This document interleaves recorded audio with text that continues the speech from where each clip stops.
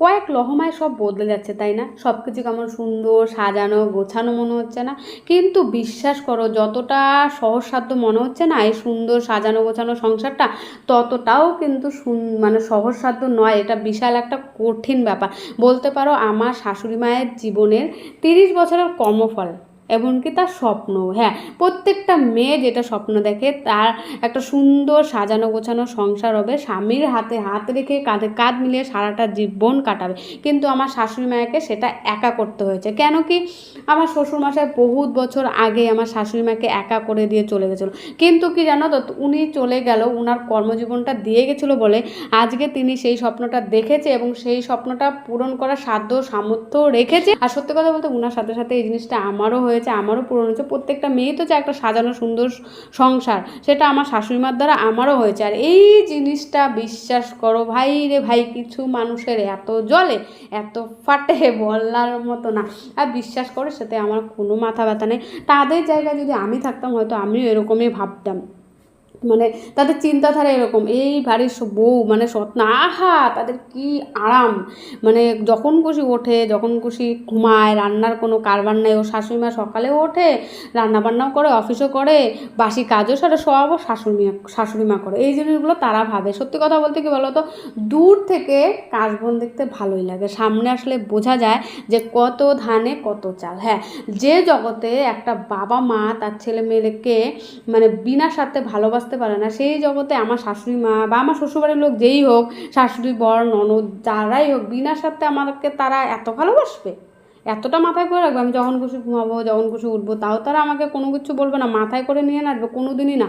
যার জন্য করতে হবে প্রচুর স্যাক্রিফাইস আর কম্প্রোমাইজ। হ্যাঁ, বিশেষ করে যে 10টা বছর হয়ে আসি না, 10টা বছরে বিশাল কিছু স্যাক্রিফাইস কম্প্রোমাইজ করেছি। আর রয়েছে তো ধৈর্য শক্তি রাখতেই লাগবে, চুপচাপ সব সহ্য করার মতো শক্তি থাকতে হবে। তোমরা এই জিনিসগুলো করো, বিশ্বাস করো আমি যেই জায়গায় আছি না তার থেকে উঁচু স্থানে তোমরা বিরাজমান করবা তোমাদের শ্বশুরবাড়িতে।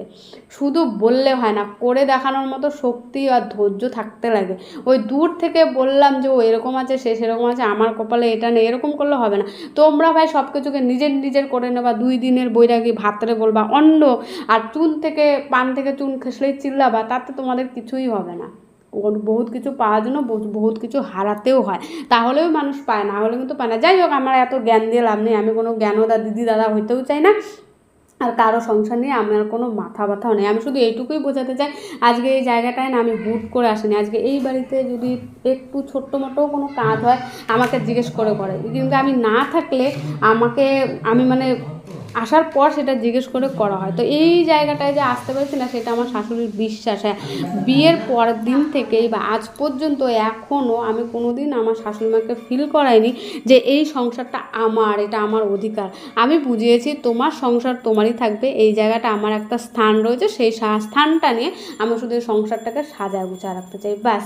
আর সত্যি তো তাই, আজকে রেখেছে তাই আমি আছি, কালকে না রাখলে আমি থাকবো না। আরে ভাই, মেয়েদের তো নিজের বাপের বাড়িতেই জায়গা হয় না, বিয়ের পরে তো তারা নিজের বাপের বাড়িতেই অতিথি। তো শ্বশুর বাড়িতে এত আশা এত আকাঙ্ক্ষা রেখে আমি করবোই বা কি, আমার লাভটাই বা কি?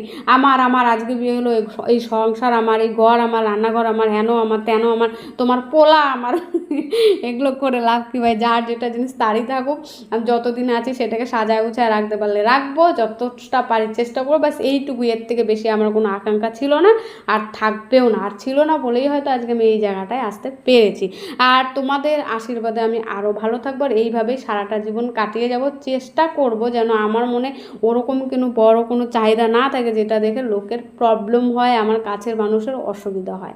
তো আজকের মতো এইটুকুই ভিডিও, টাটা বাই বাই। আবার যদি কোনো দিন কোনো রকম কোনো ভিডিও করার ইচ্ছা থাকে অবশ্যই করব। আজকের মতো টাটা।